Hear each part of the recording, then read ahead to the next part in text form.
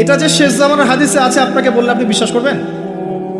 আখিরুজ জামান কিয়ামতের আলামতের যতগুলো হাদিস আছে এর মধ্যে একটা এরকম হাদিস আমি পড়েছি যে শেষ জামানায় মেয়েদেরকে ধরা হবে, ওদের পেট কেটে ফেলা হবে।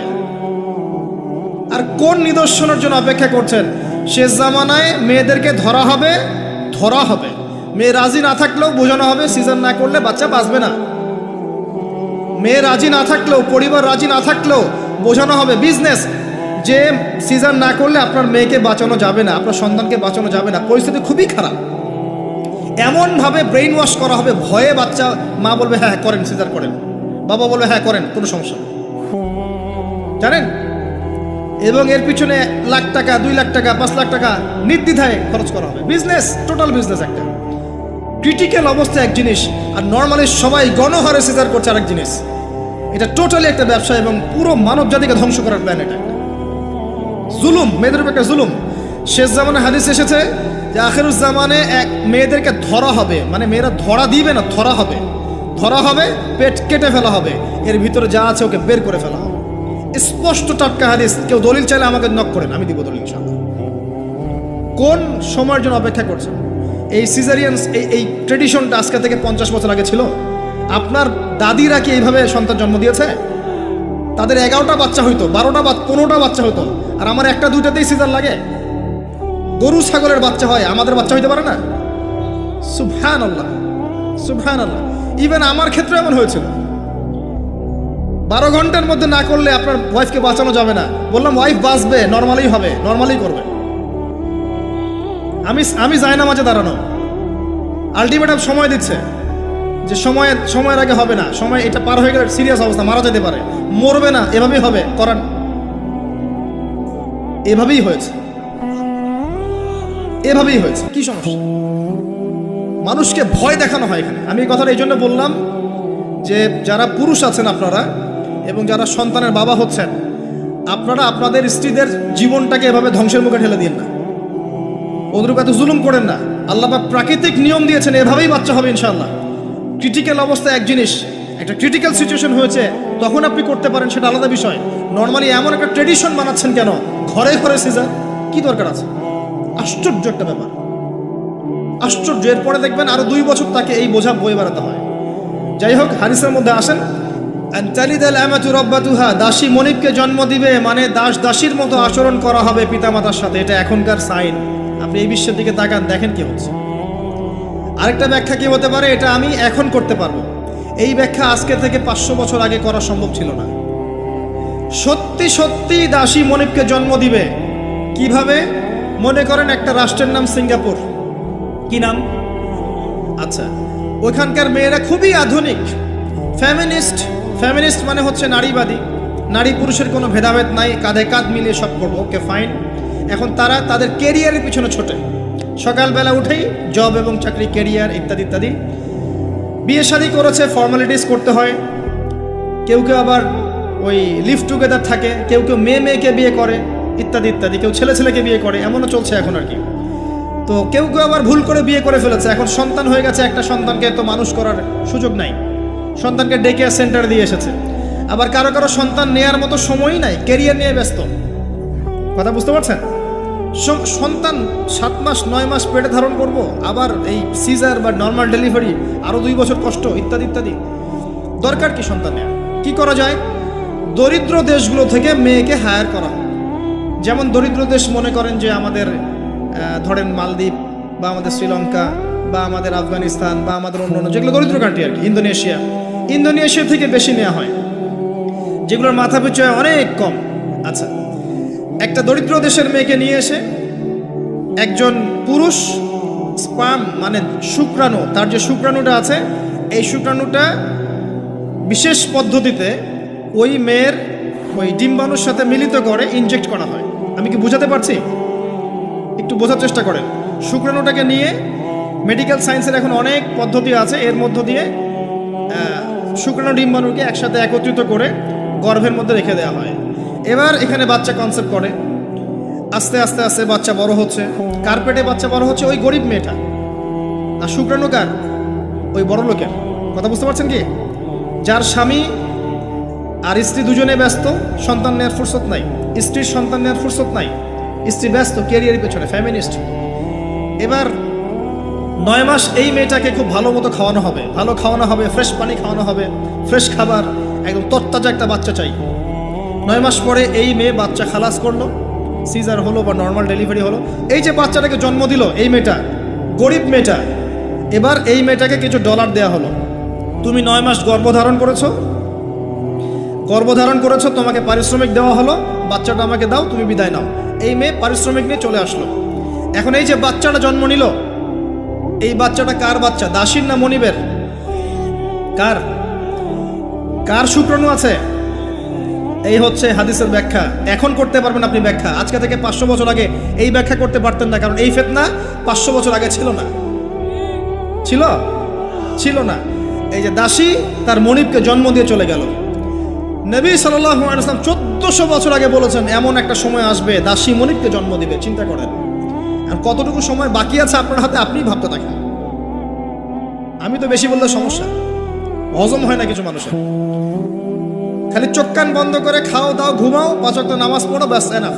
যখন সমস্যা আসবে তখন দেখা যাবে, এমন ভাব মানুষের আর কি। মনে করেন যে চাঁদ এবং পৃথিবী আছে একটা এই যে গ্রহণের মধ্যে। এখন অন্য একটা গ্রহাণু আসছে পৃথিবীর দিকে, ধেয়ে আসছে। অনেক সময় দেখা যায় না খবরে, ধেয়ে আসছে গ্রহাণু, দেখা যায় না? ধরেন ধেয়ে আসছে এবং বিজ্ঞানীরা নিশ্চিতভাবে বললো যে আগামী 10 বছরের মধ্যে এটা লেগে যাবে, আগামী 10 বছরের মধ্যে এটা পৃথিবীতে এসে পড়বে, বা 10 ঘন্টা পর পড়বে, বা 10 মাস পর পড়বে, এমনটা বলে দিল বিজ্ঞানীরা। এখন আপনি কি করবেন? আচ্ছা যখন আসবে তখন দেখা যাবে, এত ব্যস্ত হওয়ার কিছু নাই, ঘুমাও খাও ফুর্তি করো, যেমন দিনকাল যাচ্ছে যাক, কোনো সমস্যা নেই। এখন আরেক দল মানুষ চিন্তা করছে ওই গ্রহাণুটাকে কিভাবে সরিয়ে দেওয়া যায়, সরিয়ে দিয়ে পৃথিবীকে কেমন করে বাঁচানো যায়। কারা বেশি স্মার্ট? ওরা সরানোর চেষ্টা করে না, ওরা বলে যে আমরা সরিয়ে দিব, ওখানে ধ্বংস করবো ইত্যাদি ইত্যাদি। আর কেউ বলছে আচ্ছা আসুক দেখা যাবে, সমস্যা নেই, মরতেই তো হবে একদিন, আসবে, সমস্যা কি। চমৎকার। তো এই যে একটা বুদ্ধিবৃত্তিক পরাজয়, এর ফলশ্রুতিতে আগামীর প্রস্তুতি নিতে পারবে না মানুষ। সাহাবায়ে কেরাম রাদিয়াল্লাহু আনহুম মসজিদে বসে একটা বিষয় নিয়ে কথা বলছেন, নবী সাল্লাল্লাহু আলাইহি ওয়াসাল্লাম পাশ দিয়ে যাচ্ছেন, জিজ্ঞাসা করলেন তোমরা কি নিয়ে কথা বলছো? সাহাবীরা বলছেন আমরা আলামতুস সাআ নিয়ে কথা বলছি ইয়া রাসূলুল্লাহ, আমরা কিয়ামতের আলামত নিয়ে কথা বলছিলাম। সাহাবীরা কথা বলছেন কিয়ামতের আলামত নিয়ে, তাদের কোনো দরকার আছে কথা বলার? তারা তো জান্নাতে যাবেন সার্টিফিকেট প্রাপ্ত, তাদের কোনো দরকার আছে এগুলোর চর্চা করার? তারা চর্চা করছেন, আলামত নিয়ে কথা বলছেন। নবীজি বললেন শোনো, 10টা আলামত না আসা পর্যন্ত কিয়ামত হবে না, এত টেনশন নিও না। 10টা আলামত না আসা পর্যন্ত কিয়ামত হবে না। দাজ্জাল, ঈসা ইবনে মারিয়াম, ইয়াজুজ মাজুজ, আপনার দাব্বাতুল আরদ, আপনার 3টা ভূমিকম্প ইত্যাদি ইত্যাদি, এরকম 10টা আলামত আসবে, তারপর কিয়ামত হবে। তো সাহাবীরা যে বসে বসে কথা বলছেন কিয়ামত নিয়ে, তারা কি বুঝতেন না যে কি করা লাগবে ইসলামের জন্য, কি করা লাগবে না? নাকি আমি বেশি বুঝি? তারা কি জন্য কথা বলছিলেন? কারণ তারা আগামীর প্রস্তুতি যাতে গ্রহণ করতে পারে। কেউ যদি মৃত্যুর আলোচনা করে, পরকালের আলোচনা করে, শেষ জামানের কথাবার্তা বলে, আলোচনা করে, এটা কি এই কারণে যে মানুষ হতাশ হয়ে বসে থাকবে? নাকি এই কারণে বরং তারা আরো উজ্জীবিত হোক এবং সময়টাকে কাজে লাগাক, আগামীর দিনগুলোকে ইবাদত করে কাটিয়ে দেখ? কোনটা উদ্দেশ্য কোনটা? কিছু মানুষকে বোঝানো যায় না, কারণ লাহুম কুলুবুন লা ইয়াফকাহুনা বিহা, কলব আছে উপলব্ধি করে না। ওয়ালাহুম আযানুন লা ইয়াসমাউনা বিহা ওয়ালাহুম আ'য়ুনুন লা ইউবসিরুনা বিহা উলাইকা কাল আনআম বাল হুম আদাল ফাউলাইকা হুমুল গাফিরুন। আমার আগের যে লেকচারার ছিলেন এই আয়াতটাকে তেলাওয়াত করেছেন না? শুনেন, আমি শুনছিলাম ওখান থেকে। তো এই ব্যক্তি জিজ্ঞাসা করছেন কিয়ামতের সাইন আলামত বলেন, নবীজি 2টার মধ্যে একটা বললেন, এটা দাসী তার মনিবকে জন্ম দিবে, যেটা আপনি এখন দেখতে পাচ্ছেন। 2 নাম্বার তিনি বলছেন, লিসেন, এই হাদিসে এটাই লাস্ট। 2 নাম্বার তিনি বলছেন ওয়ান তারাল হুফাতাল উরাতাল আলাতা রিয়া আশ-শাই ইয়াতাতাওয়ালুনা ফিল বুনিয়ান। যখন তুমি দেখবে যে সমাজের সবচেয়ে দরিদ্র শ্রেণীর মানুষ, যাদের পায়ে স্যান্ডেল ছিল না এবং গায়ে কোনো জামা ছিল না, পায়ে স্যান্ডেল ছিল না, কত দরিদ্র চিন্তা করেন, গায়ে জামা ছিল না, কত দরিদ্র চিন্তা করেন, এরা ইয়াতাতাওয়ালুনা ফিল বুনিয়ান, উঁচু উঁচু অট্টালিকা নির্মাণের প্রতিযোগিতা করবে, কম্পিটিশন। নির্মাণ করবে এটা বলা হয়নি, কম্পিটিশন করবে, তোমার 10 তো আমার 15, তোমার 15 আমার 20, তোমার 100 আমার 200, কম্পিটিশন করবে। আজকে থেকে 200 বছর আগে পৃথিবীর দিকে তাকান, পৃথিবীর এই প্রত্যেকটা শহর, বড় বড় নগরগুলোতে এত উঁচু উঁচু কনস্ট্রাকটিভ বিল্ডিং ছিল, এই প্রতিযোগিতা ছিল। সুবহানাল্লাহ। আর কোন সাইনের জন্য অপেক্ষা করছেন? এখন আপনাকে বলি, যে ব্যক্তির পায়ে স্যান্ডেল নাই, গায়ে জামা নাই, সে কিভাবে এটা করতে পারে? উত্তর দেন দেখুন, কিভাবে সম্ভব বলেন? কে বলছেন? এক ভাই বলছেন সুদ। এক্স্যাক্টলি রাইট অ্যান্সার, সুদ। আপনি যান, সুদি লোন নেন, বিল্ডিং তোলেন এবং সারা জীবনের ঘানি টানতে থাকেন, লোনের ঘানি টানতে থাকেন, প্রতিযোগিতা করতে থাকেন। সুদের মধ্য দিয়ে বড় লোকের কোনো ক্ষতি হয় না, বড় লোক আরো ধনী হতে থাকে, সুদের মধ্য দিয়ে দরিদ্র আরো দরিদ্র হতে থাকে। ব্যাংক ওই যাকে লোন দিয়েছে ওর রক্ত চুষবে, আর এ যে লোন নিয়ে বাড়ি করেছে এ ভাড়াটিয়ে রক্ত চুষবে, আর ভাড়াটিয়ে ভাড়া দেওয়ার জন্য দুর্নীতির আশ্রয় নিবে, অসৎ পথে যাবে, সমাজের কাঠামোটা কলাপস করে ফেলবে। একটা প্রবলেমের সাথে আরো অনেক বিষয় জড়িত থাকে। 1 নাম্বার হচ্ছে রিবা, যার মধ্য দিয়ে এটা করা সম্ভব। আর 2 নাম্বার হচ্ছে কি?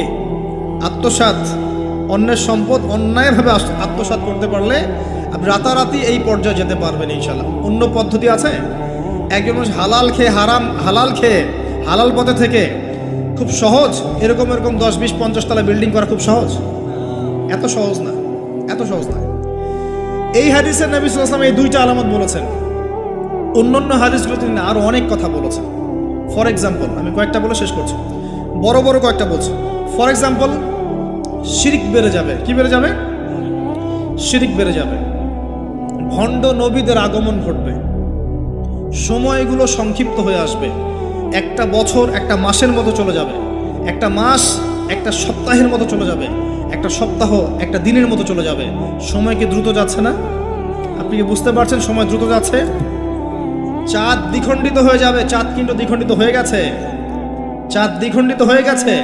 সূরা কমারের 1 নম্বর আয়াত পড়ে দেখেন। বেশি বেশি আল্লাহর গজব আসবে, মহামারী আসবে, ঝড়, জলোচ্ছ্বাস, প্রাকৃতিক দুর্যোগ বেশি বেশি আসতে থাকবে এবং এমন এমন সব রোগের আবির্ভাব ঘটবে যেগুলো কখনোই ছিল না পৃথিবীতে। এইডসের নাম মানুষ আগে শুনেছিল? HIV-র নাম মানুষ শুনেছে? এখন এইসব যে ভাইরাস চলছে এগুলোর নাম আগেকার জেনারেশন শুনেছিল কখনো? এরপরে যেগুলো আসবে সেগুলো আমরাও শুনি নাই, আমাদের পরের প্রজন্ম শুনবে। এটাই শেষ না, আরও আসবে। নবীজি আরও বলে গেছেন, বেশি থেকে বেশি মানুষ সুদ খাবে। যে ব্যক্তি সুদ থেকে দূরে থাকতে চাইবে তার গায়েও এসে সুদের ছিটা ফোঁটা লাগবে।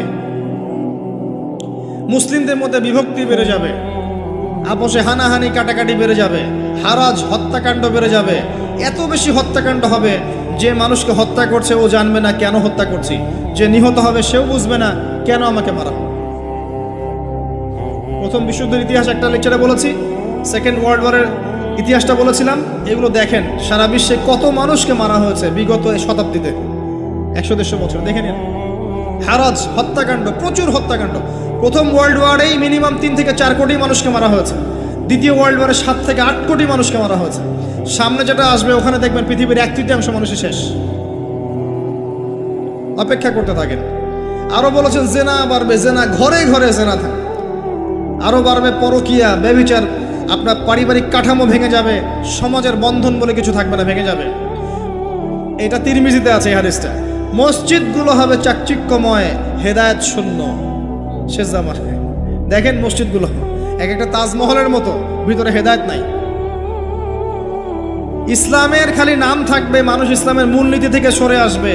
কোরআনের খালি মাসহাফ থাকবে, মানুষ কোরআনের শিক্ষা থেকে সরে আসবে। মানুষ কোরআন পড়বে, কোরআনের মূল মেসেজগুলো, মূল নীতিগুলো ওর গলার নিচে নামবে না। হাদিস, মানুষ কোরআন পড়বে, কোরআনের শিক্ষাগুলো গলার ভিতরে ঢুকবে না। আছেন এখন আপনি দেখেন কত মানুষকে দেখবেন কোরআন পড়তে জানেই না অর্থ কি জিনিস। আর যদি কেউ বলে অর্থ পড়ার দিকে উৎসাহিত করে, অর্থ পড়া উচিত, অর্থের দিকে যান বলবে, ওকে আবার বিতর্কিত করা শুরু করে দিবে। মানুষকে তো উৎসাহ দেওয়া দরকার যে আপনারা অর্থ পড়েন, তাহলে কোরআনের মূল মেসেজটা বুঝতে পারবেন। একজন আলেমের কাজ কি? মানুষকে কোরআনের মূল মেসেজটা শিক্ষা দেয়া, উৎসাহিত করা। আপনি তেলাওয়াত করলে তো নাকি পাবেনই, অবশ্যই প্রত্যেক হরফে 10 নেকি পাবেন, কিন্তু তেলাওয়াত করলেই কি অর্থ বুঝতে পারবেন? অর্থ না বুঝলে কি ভিতরের কথাগুলো হজম করতে পারবেন, শিখতে পারবেন? এটা বোঝার জন্য কি লাগে ভাই? সামান্য কমন সেন্স যথেষ্ট। নবীজি বলেছেন জেনা বাড়বে এবং নারীদের সংখ্যা বাড়বে, মেয়েদের সংখ্যা বাড়বে, মেয়েদের সংখ্যা বাড়তে থাকবে। এমন একটা সময় আসবে প্রত্যেক একজন পুরুষের জন্য 40 জন মহিলার দায়িত্ব চলে আসবে।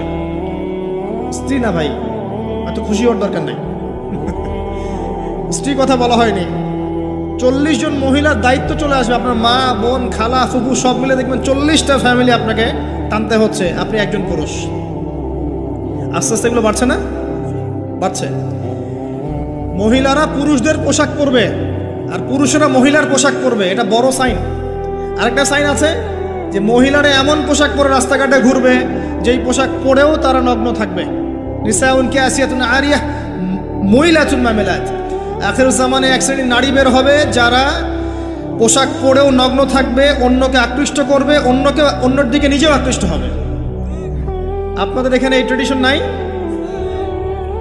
বলতে থাকলে ভাই রাত শেষ হয়ে যাবে, আমি আলোচনা গুটিয়ে নেওয়ার চেষ্টা করছি। মূল কথা হচ্ছে ভাই যে আলামাতুস সাআ নিয়ে কথা বললে অনেক কথা বলা যায়। মূল বিষয়টা হচ্ছে আমাদের ইসলাম, ইসলামের বেইজ, ইসলামের পিলার। মূল বিষয় হচ্ছে ঈমান, মূল বিষয় হচ্ছে ইহসান এবং আগামীর বিশ্ব সম্পর্কে সচেতনতা। যখন আমি দেখছি যে একটার পর একটা আলামত আসতেই আছে এবং যেতেই আছে, এবং এই বিশ্ব যা দেখছে আগামী বিগত বিশ্বটা দেখে নাই, তখন আমাদের উচিত প্রথমত সতর্ক হওয়া। প্রথম কাজ কি করা উচিত? সতর্ক হওয়া উচিত। তারপর তওবা করা উচিত, খালেস তওবা করে ফিরে আসা উচিত। যারা নামাজ পড়ি না নামাজ ধরা উচিত, যারা নামাজ পড়ি জামাতে নামাজ পড়া উচিত। আমাদের উচিত হালাল রিজিক অন্বেষণ করা, আমাদের উচিত জ্ঞান অর্জন করা, পড়াশোনা করা, কোরআন হাদিস পড়াশোনা করা, গবেষণা করা, স্টাডি করা এবং সন্তানদেরকে এগুলো শেখানো। আমাদের উচিত মানব সেবায় কাজ করা, উচিত আদর্শ পরিবার গঠন করার চেষ্টা করা, যুব সমাজকে দিনের ভালো ভালো কথাগুলো বলা, ওদেরকে হারাম পথ থেকে ফিরিয়ে আনার চেষ্টা করা, মা বোনদেরকে পর্দা রাখার চেষ্টা করা এবং আমাদের কাছে যতটুকু সামর্থ্য আছে আমাদের জানমাল, সময়, শ্রম, কথা, আমাদের কলম ইত্যাদি এগুলোকে দিয়ে দিন ইসলামের খেদমত করার চেষ্টা করা, যাতে আগামী দিনে যে বিশ্বটা আসবে ওই বিশ্বে আমাদের সন্তানরা ইসলাম নিয়ে বাঁচতে পারে। এটাই তো হওয়া উচিত। এর চেয়ে বেশি আমাদের কি করার আছে? আল্লাহ পাক আমাদের সবাইকে ইসলামের এই কাজগুলোকে করার তৌফিক দান করুন এবং আখিরুজ জামান সম্পর্কে সচেতন থাকার তৌফিক দান করুন। এবার এই ব্যক্তি চলে যাচ্ছেন, শেষ করে। কোন ব্যক্তি ভাই? সাদা ব্যক্তি, হ্যাঁ। এই ব্যক্তি চলে যাচ্ছেন আর উমর রাদিয়াল্লাহু আনহু পাশে বসে আছেন। তিনি বলছেন ফালাবিস্তু মালিয়ান, আমি চুপচাপ বসে থাকলাম। এই ব্যক্তি উঠে চলে গেল। সাহাবায়ে কেরাম বসে থাকলাম চুপচাপ, যেন গাধের মধ্যে পাখি বসে আছে। এবার নবী সাল্লাল্লাহু আলাইহি ওয়াসাল্লাম কিছুক্ষণ চুপচাপ বসে থাকলেন মাথা নিচু করে। এবার তিনি বললেন, ইয়া ওমর, হে ওমর, আতাদরি মানে সাইল, তুমি কি জানো এই যে ব্যক্তি প্রশ্ন করতে এসেছিল, এই ব্যক্তি কে ছিল? ওমর, তুমি কি জানো? ওমর ইবনে খাত্তাব বলছেন, আল্লাহু ওয়া রাসূলুহু আলাম, আল্লাহ এবং তার রাসূল ভালো জানেন কে ছিল, আমি তো জানি না। তখন নবী সাল্লাল্লাহু আলাইহি ওয়াসাল্লাম বলছেন, ইন্নাহু জিবরিল, এই ব্যক্তি ছিল জিবরাইল আলাইহিস সালাম। সুবহানাল্লাহ। আতাকুম ইউআল্লিমুকুম দীনাকুম, তিনি এসেছিলেন তোমাদেরকে তোমাদের দ্বীন ইসলাম শেখাতে। কি জন্য এসেছিলেন? প্রশ্নোত্তরের মাধ্যমে তোমাদেরকে তোমাদের দ্বীন ইসলাম শেখাতে এসেছেন। জিবরাইল আলাইহিস সালাম মাটিতে এসেছেন মানুষের রূপ ধরে। পৃথিবীতে ইতিহাসে একবারই তিনি জনসমক্ষে এসেছেন, সবার সামনে মানুষের রূপ ধরে। অন্য সময় জনসমক্ষে আসেন নাই। নবী সাল্লাল্লাহু আলাইহি ওয়াসাল্লামের কাছে একা একা এসেছেন, কিন্তু সবার সামনে পাবলিকলি একবার এসেছেন। এই হাদিসটার নাম হাদিসে জিবরিল। মিশকাতে আছে, সহিহ মুসলিমের মধ্যেও আছে, 2 নম্বর এবং 9 নম্বর হাদিস, দেখে নিয়েন। তোমাদেরকে তোমাদের দ্বীন শেখাতে এসেছেন। তাহলে দ্বীনের মধ্যে মূল বিষয়গুলো কি? 1 নম্বর ইসলামের পিলার কি কি, 2 নম্বর ঈমানের পিলারগুলো কি কি, 3 নম্বর ইহসান কি জিনিস, এবং 4 নম্বর শেষ জামানা সম্পর্কে সচেতনতা। এগুলো কি ইসলামের অংশ না? তোমাদেরকে তোমাদের দ্বীন শেখাতে এসেছেন। 4টা প্রশ্নকে আপনি যদি পার্সেন্টেজ করেন, এক একটা প্রশ্ন হচ্ছে 25% করে, তাই না? 100%-এর 25% করে।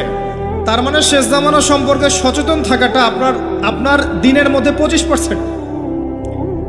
আল্লাহ পাক আমাদেরকে সচেতন হওয়ার তৌফিক দান করুন। আমরা দোয়া করি আল্লাহ পাক আমাদের সবাইকে দিনের সঠিক জ্ঞান অর্জন করার তৌফিক দান করুন, ইসলামের মূল বিষয়গুলোকে মেনে চলার তৌফিক দান করুন, ইসলামের দাওয়াত মানুষের কাছে পৌঁছানোর তৌফিক দান করুন। আল্লাহ পাক আমাদেরকে পরিপূর্ণ মুমিন বানিয়ে দেখ, ইমানদার বানিয়ে দেখ। আল্লাহ পাক আমাদেরকে ইহসান দান করুন, যেন আমরা প্রত্যেকটা মুহূর্তে সচেতন থাকতে পারি আল্লাহ আমাকে দেখছেন। আল্লাহ পাক শেষ জামানার এই ফিতনাময় পরিবেশে ঈমান আমল নিয়ে চলার জন্যে আমাদেরকে জ্ঞান, আমাদেরকে আমল, আদর্শ পরিবার, হালাল রিজিক এবং তাসকি আত্মশুদ্ধি আল্লাহ পাক আমাদেরকে দান করুন। আমিন। আকুলু কাওলি হাযা আস্তাগফিরুল্লাহ লি ওয়া লাকুম ওয়া লিসাইল মুসলিমিন। বারাকাল্লাহু লানা ওয়া লাকুম বিল আয়াতিল হাকীম ইন্নাহু তাআলা জাওয়াদুন কারীম বার গফুর রহিম। সবাই দোয়া পড়ি আমরা, বলেন সুবহানাকা আল্লাহুম্মা ওয়া বিহামদিকা আশহাদু আল লা ইলাহা ইল্লা আনতা আস্তাগফিরুকা ওয়া